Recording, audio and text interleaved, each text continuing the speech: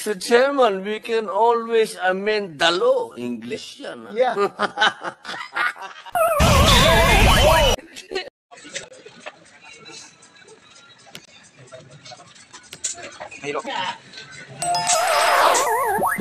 Kapag hindi ako pinatakbong senador ng COMELEC, lahat na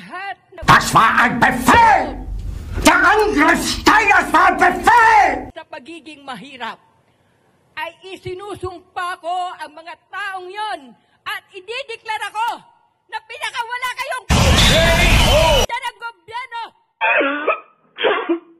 Kapag namatay ako, dinideklara ko na.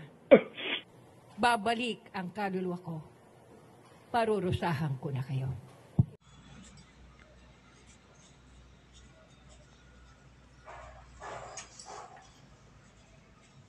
Uy, si Purman, Gul.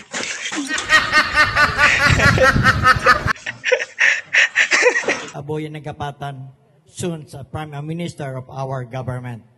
Sapagkat kausap ko ang lahat ng mga hari ng mga bansa. By this 2025, wala na magbabayad ng tubig, wala na magbabayad ng kuryente, wala na rin maggagawa ng bahay ng mga mahirap, kundi puro building na po ang itatayo. At ang isa pa, ang pera ng 800 quadrillion hindi na withdraw ni President Bongbong Marcos sa London, iniwan sa akin ni Doña Jose Padrilin Marcos. I'm the heirs of Somalian. Nice.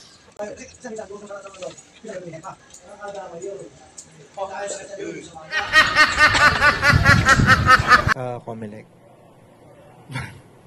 Pag-pasayat. My last is for President. Yes, sir. My last. Yung 5 na po yun, sa anong mga taon po yun? Yun.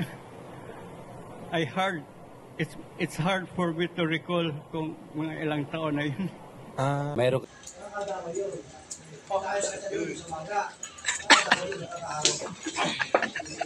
pang naisip na unang panukaan ng batas na gagawin sakali manalo ka bilang senador?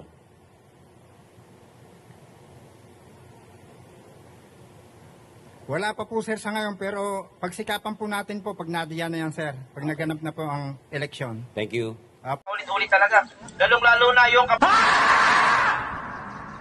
Mas maganda siguro kung mas magalak tayo ng maraming anak. Kasi para lumaki yung population natin at pag lumaki yung population, mas marami maghahati-hati sa utang, mas bababa yung per capita na utang natin.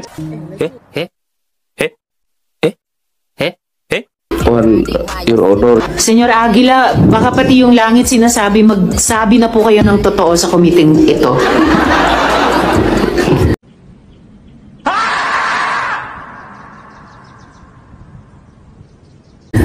Kasi kanina, Mr. Chair, mayroong mga himala ng ibon, ng ulan. Kumukulog. Ngayon po kumukulog. Ganitong punto na naging...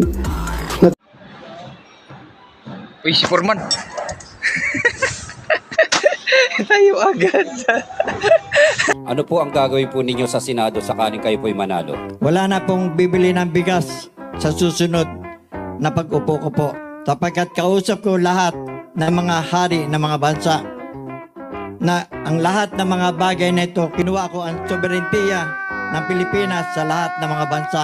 Ayaw nilang ibigay sa akin, pinagtatawanan ako. ulit-ulit talaga. Lalong-lalo na yung kabarkada ng anak. Nasaan na yun? Laging nakaganito. Bibigyan kita ng warning ha. Laging nakaganito. Sir, good morning.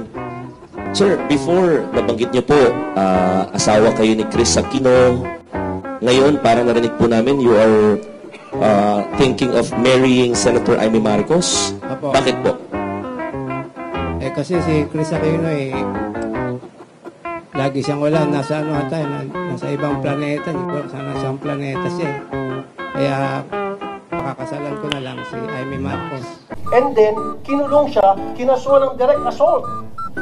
Sino nagulong sa'yo? Si yung kalbo. Ay, yung walang mo. Dinadamay mo pa ako dito, Mr. Man, ha? Das war ein Befehl! Der Angriff Steiners war ein Befehl! This is investigation and aid of legislation. Kahit na ongoing na yung kaso nyo sa korte, lahat ng tatanong dito sa... Number 1, Saan nanggaling ang 990 kilos of shabu na nakuha sa opisina ni Mayo? Paano niya nakuha ang mga ito? Nice. Isang bagsakan? Naipon lang ba niya ito? Smuggled? Sino-sino mga kasabwat niya sa pagkalap ng mga droga na ito? Number 2, bakit magkaiba ang mga kwento tungkol sa pinuslit ng mga shabu mula doon sa Bible? Ikaw ang nagsabi nga, nasa Thailand, at ikaw ang nagsabi. Ang kasama lang yung 2 tauhan ni Alice. Yun nga yung binanggit natin yun, kayong 4 lang. Kami balik kasama si Wesley. Hindi, ang binanggit mo nung nakaraang hearing, Sheila, tingin ka sa akin, Sheila. Sheila, para magkaintindihan tayong gusto. Okay lang din dyan. Sige, dyan na lang tayo magtinginan. Okay. Sorry po. No problem.